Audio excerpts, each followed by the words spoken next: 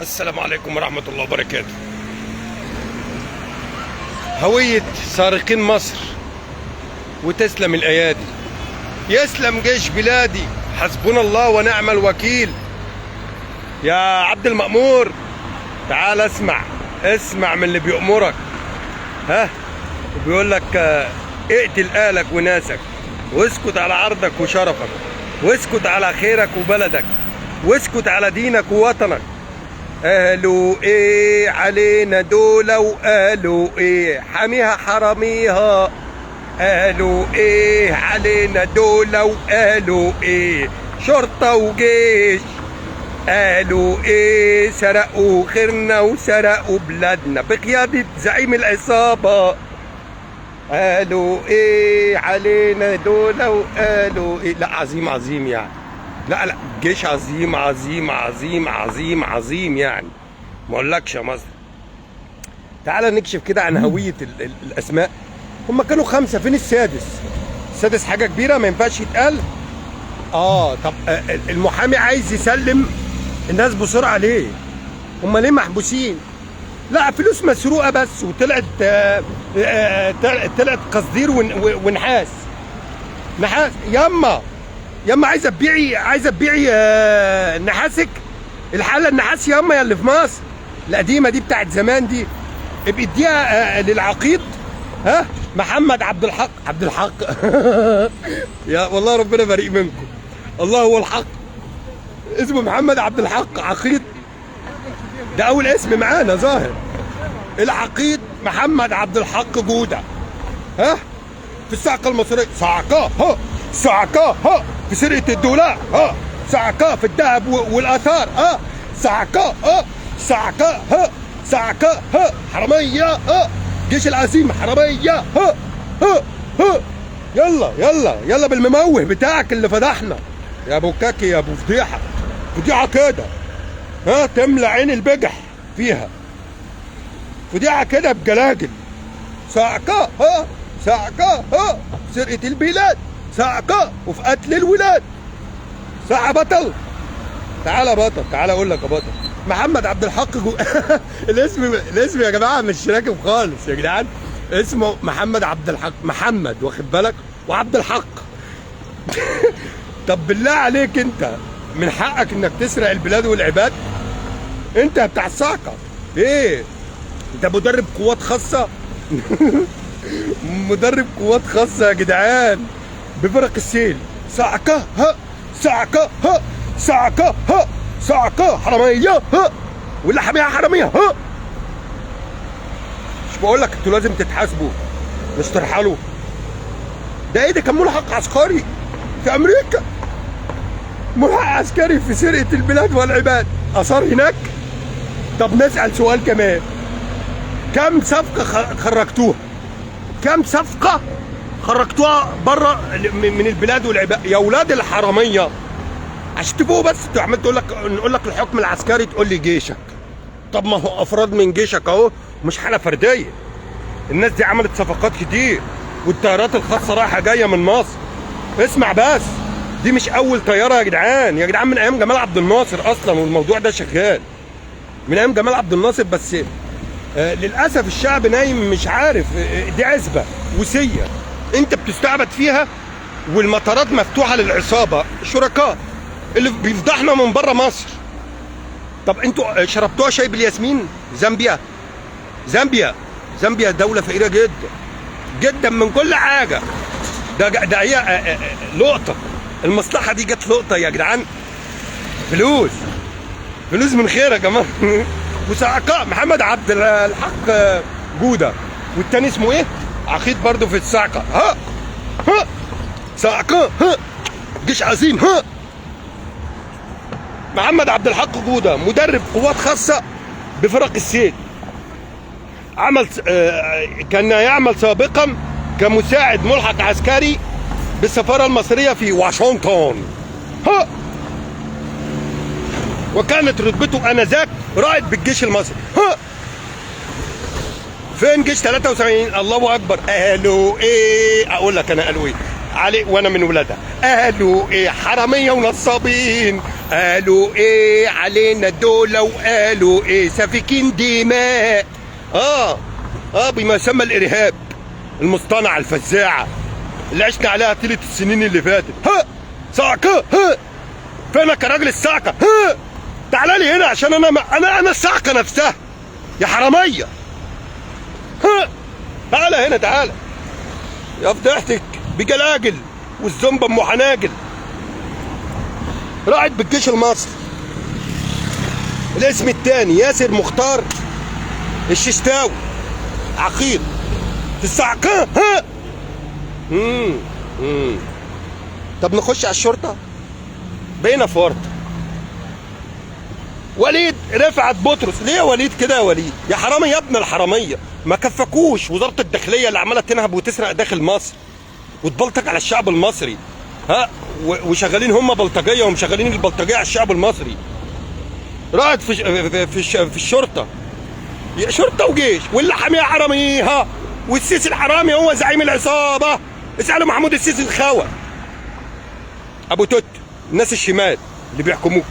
عصابه يابا، عصابه مافيوزو في مصر بنت حرام. وده نتاج العسكر من 52. لاني بعيد لك وبكرر لك وكدبني في التاريخ. جمال عبد الناصر قطع معابد فرعونيه وسلمها لاسبانيا ولهولندا والدول الاوروبيه. قال ايه بحجه الفيضانات. هو ده نتاج العسكر. تاريخ يتمحي، نهب وسرقه، تمام، عشان الكل يرضى عليهم ونبقى خدام. ما هو لو قائدنا عظيم بياخد قراراته من نفسه، صدقني يا مصر يا مصريه، لو قائدنا عظيم زي ما انتوا عملتوهم قادة وزعماء على وخدوا الصيت ولا الغنى، وخدوا خيركم وسرقوا خيركم وخير عيالكم من سنين، من 52. يا راجل ده الملك فاروق خد بدلته بالناشين بتاعها والاوسمه. يخرب بيت ابوكم. جمال عبد الناصر البطل الزعيم كان لازم يعمل لك الحاجه حسنات عشان يداري على مساوئه وفضايحهم. مش له ما له وعليه ما عليه، زي ما حسني بيقول لك له ما له وعليه ما عليه. بس اللي عليه خيانه، تفريط في بيع وارض وعرض وشرف. لازم يعمل لك شويه الحاجه حسنات عشان يخبي على مساوئه. فاهم؟ حكم عسكري رهيب. جعان شبع بعد جوع. يا جدعان الناس دي ما بتشبعش، وهم عارفين انها خزائن الارض، عارفين ان فيها خير لا يعد ولا يحصى، وانتم متداري عليكم في كل ده. والجهل العسكر وآفة العسكر خطيره، وده اللي وصلنا اليه. بين امة عوز وفقراء قوي على شعبها، انما خيرها لغيرها. خيرها بيقسموا مع الغرب اللي زرعوهم في مصر من بعد الاستعمار، وبقوا هم الابطال والبهايم في وسطنا. لما عاوزها شعب مصر نحقين. يا عم انا بتكلم على العسكر مش على جيشك. جيشك عبد المأمون، انت سامعني؟ محمد عبد الحق جوده عقيد في الصعقه، واحمد مختار الششتاوي عقيد ايضا في الصعقه، وانت عبد المأمون مش عبد الله.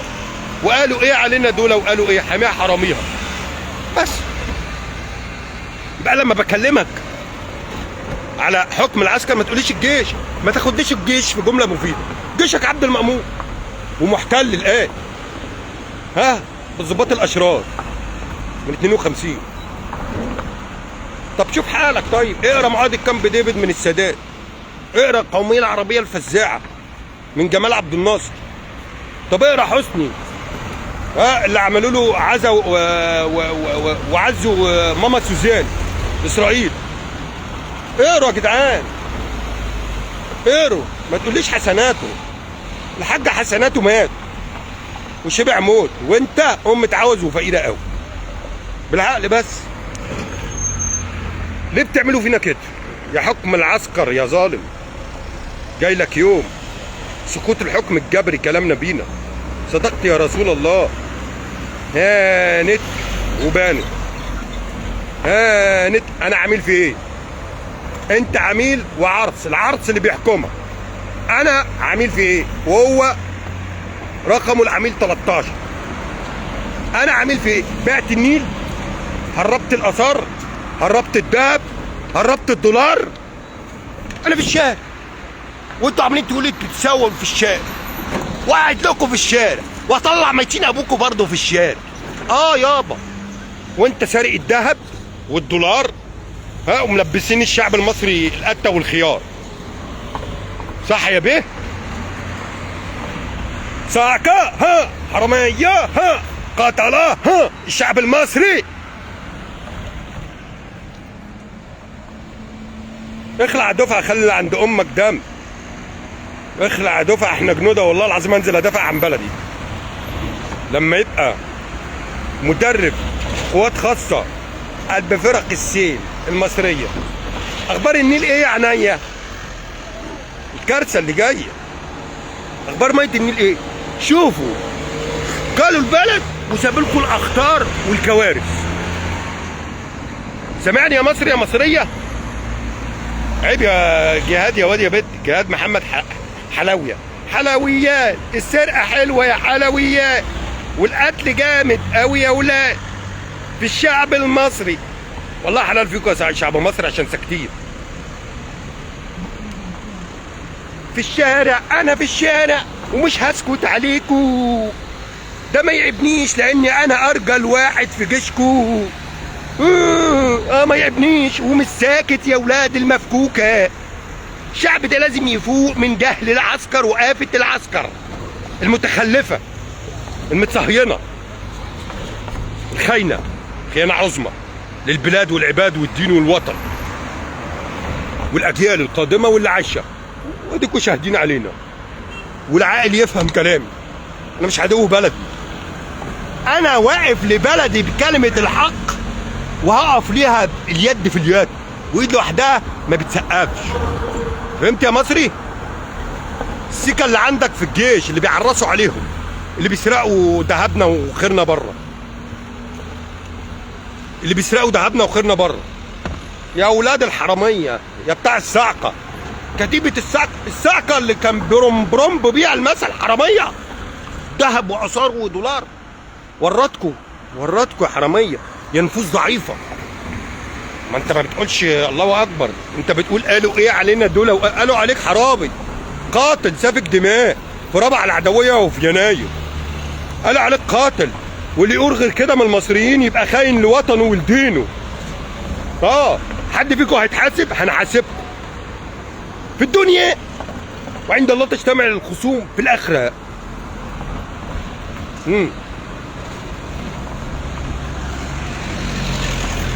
كويس انك بتقول بما يسمى انك مصري ان انا مشرد. عيب عليك يا مصري يا ام الدنيا، ابنها يبقى مشرد وانتوا بتسرقوها بالحرامي الجاسوس اللي فيها. صح ولا ايه؟ عيب يبقى اولادها مشردين. وعلى فكره انا الوحيد اللي اتكلمت، ومش هاممني حد في كس امكم لما اخذ في الالفاظ. انا انك ميت وانهم ميتون. مش انا مشرد عليا وعلى اعدائي، وانتوا اعداء وطننا وديننا وشعبنا. والحدق يفهم، واللي بيفهم يفهم كلامي. انا مش عدو بلد، انا عدو اللي بيعادوا بلدي وراكبين بلداننا وراكبين شعبنا وهندنا. وخلاك انت خايف، ويقينك وايمانك بالله بعيد كل البعد عن الدفاع للعرض والشرف والارض والوطن والاجيال اللي انتوا عايشين فيها. صح يا مصريين؟ احنا ايماننا ضعيف ويقيننا بالله، انما انا اعوذ بالله من قولة انا مكمل ليوم القيامه، ومش هيقطع لي نفس ضدكم وضد الخيانات، لان بلدي مش هنسكت عليها تاني. خلاص زمن السكوت عدى. ولا احنا في زمن الخزي والعار، والسكوت عليه جريمه. سمعت يالا انت وهو يا ابن الصهيونيه؟ قول لي اصول امك وهويتك ايه؟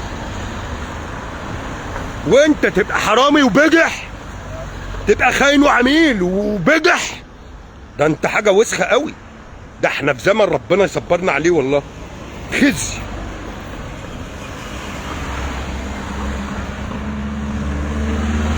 ايه يا مصريين؟ تعالى تعالى تعالى، عشان اخواتكم المسيحيين سارقين البلد كمان من غير فتنه. دي حقيقه بالاسامي. يبقى احنا قلنا ايه؟ عقيد في الصاعقه المصريه ومدرب قوات خاصه بفرق السيل محمد عبد محمد عبد الحق جوده. يا جوده عبد الحق منين يا ده حرامي؟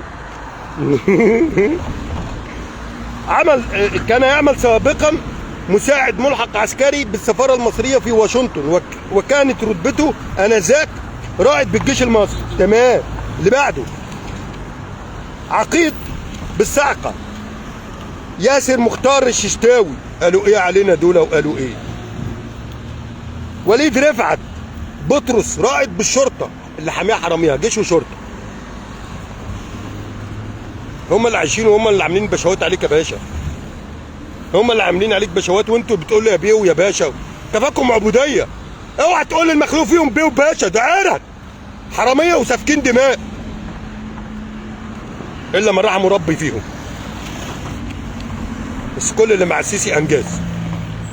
السيسي خلاص لبسهم الجلابيه بتوع الله اكبر. تمام. يبقى 2 عقده في الجيش العظيم في الصاعقه.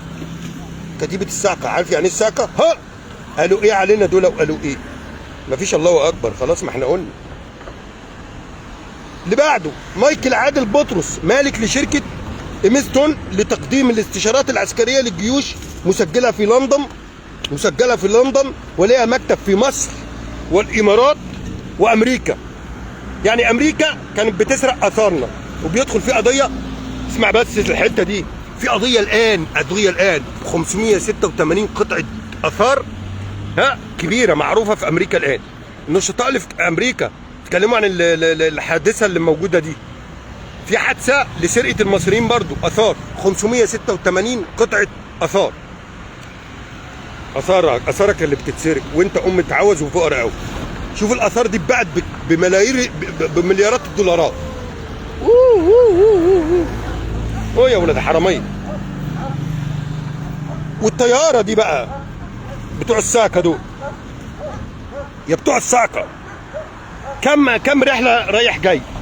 عشان لما قلنا الامارات مذكوره كمان بتاع الاستشارات اللي هو مايكل عادل بطرس للجيوش العسكريه الحراميه. الجيوش الحراميه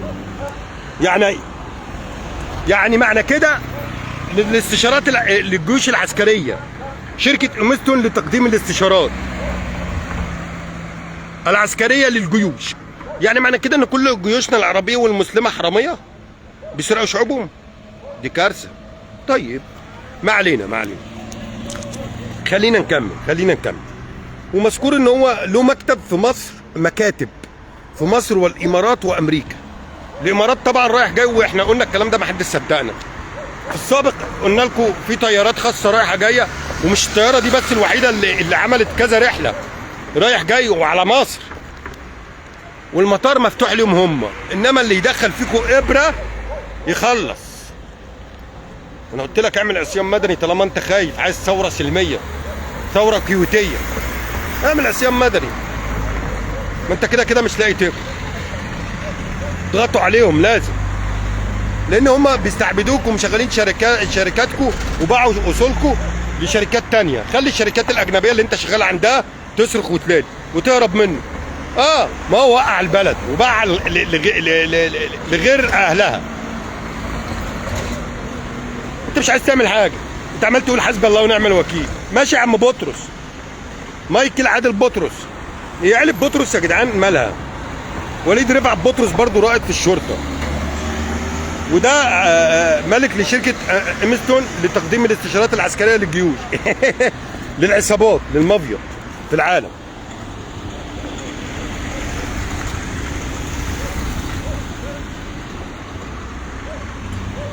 خلي بالك متورطه كمان. بص بيقول لك ايه؟ كما شاركت بمعرض ايدكس مصر للصناعات الدفاعيه. خد بالك يعني انتوا حراميه. يعني انتوا بتقولوا ان المجلس العسكري حرامي وشريك اهو. ما هي شاركت في معرض في مصر اسمه ايدكس مصر للدفاعات للصناعات الدفاعيه. تمام. 3 منير شاكر جرجس تاجر ذهب يمتلك مصنع مصوغات له فرعان في القاهره والزقازيق، ويمتلك محلا بفندق هلنان لاند مارك. تمام. في التجمع الخامس. حكومة الصهيوني عشان تعرفوا انها يعني دولة متصهينة، ومصر ما بقتش دولة، بقت شبه دولة زي ما قال. حكومة الصهيوني اختارته للمشاركة في معرض نيبو للذهب، تمام، الذي نظمته مصر بالتزامن مع رغبتها انشاء مدينة الذهب بالعاصمة الإدارية. كله بالذهب يابا، العملات هتنحرق. شوفوا عملتك وصلت ايه.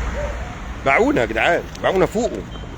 الحقوا ما باقي من انقاذ الوطن ده بالعاصمة الإدارية، عاصمة مدينة الأشباح، اللي جاي زمن الكوينز الذهب يا باشا. العملات دي هتنحرق. اشوف سنداتك بتتباع وبتطرح. اتكلمنا في المواضيع دي سابقا. طبعا انا كلمتك عن العقيد بالصاعقه ياسر مختار الششتاوي شريك، وليد رفعت بطرس رائد شرطه. فين بقى السادس؟ دول 5. السادس ده اسمه مهم، مش عايزين يكشفوه. هم 6 مش 5. اللي وصلني 5 اسماء، هم 6. السادس مين؟ يا محمود يا سيسي، يا حرامي، يا حرامي انت وابوك، يا رؤساء عصابه. خليتوا الجيش حرامي وميليشيات، خليتوا الرتب كلها حراميه، ولا من اصول ولاد عم وبيسرقوا يعني ومش فارق معاهم، ودي مكتسبات ولاد العم. لان الشعب المصري دينا شايفين حاله.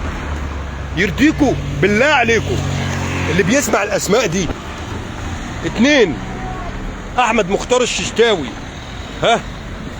ومحمد عبد الحق عبد الحق. والله انتوا ما تعرفوا لا حق، ده انتوا حراميه اكلين الصح. محمد عبد الحق جوده 2 في الصاعقه في الجيش العظيم، ورائد في الشرطه. ابو بطرس اخبارك ايه يا بطرسي؟ اخبارك ايه يا عيلة بطرس؟ انتوا سرقتوا البلد، شركاء مع الجيش. عشان كده انتوا بتحبوا العسكريين، اخواتنا المسيحيين. خليكم شاهدين علينا لاخر مدى. انتوا شركاء في خيانه بلدنا. مش انتوا ليكوا في البلد زيكوا زينا؟ انتوا اللي جبتوا العرس واحنا اللي بنتفرج على بلدنا كلنا. وليد رفعت بطرس، سمعت الاسماء دي؟ الشركاء 3 مسيحيين، وفي واحد منهم رائد شرطه و2 في الصاعقه. عظيم عظيم. انتوا كده خليك نايم يا مصري. ايه اخرة المتمة يا جدعان؟ والله الواحد هيتجنن، والله الواحد هيتجنن يا جدعان. انا هيجيلي جلطة. السادس مين؟ والطيارة دي عملت كام رحلة؟ سرقت خير بلدنا. الطيارة دي عملت كذا رحلة خرجت من مصر واصول الطيارة دي في شركة وشاركها مستشار للجيوش العسكرية. يا خاين انت ويا، واحنا اللي عملاء وخونة. بعت النيل انا؟ انت لا مرتزق يالا اللي عمال تعلق وبتشتمني. انا بعت النيل، سرقت الاثار، سرقت الذهب. مصر ارض الذهب يا جدعان، مصر خزائن الارض يا جدعان. ده كليم الله موسى، سيدنا موسى على ارضها.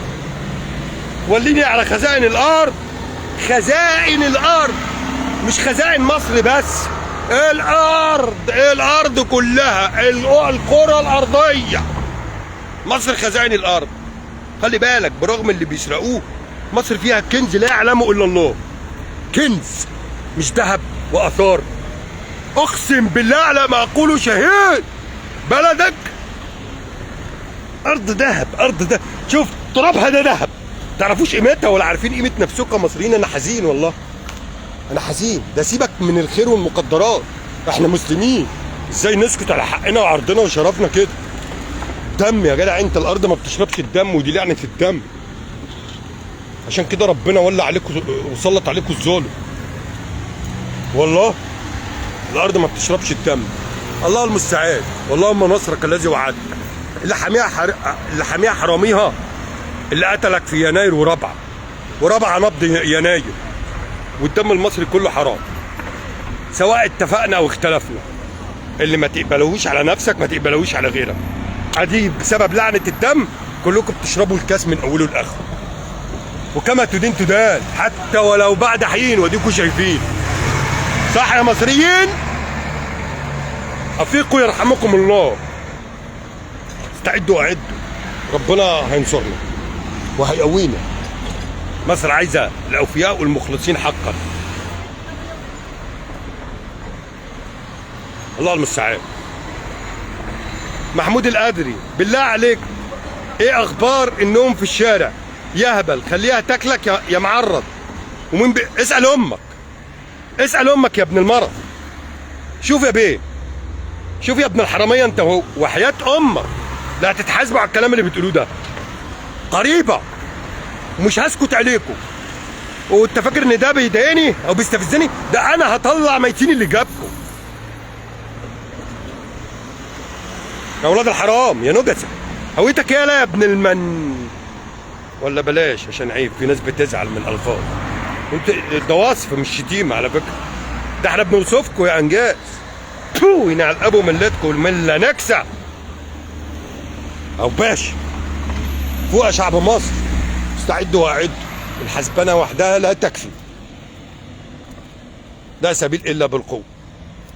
ثوره المفاصل يا جدعان، اتبعوا ثوره المفاصل وحاولوا انزل لكم فيديوهات عشان تدافعوا وتقاوموا عن دينكم وعن وطنكم وعن خيركم وخير اجيالكم.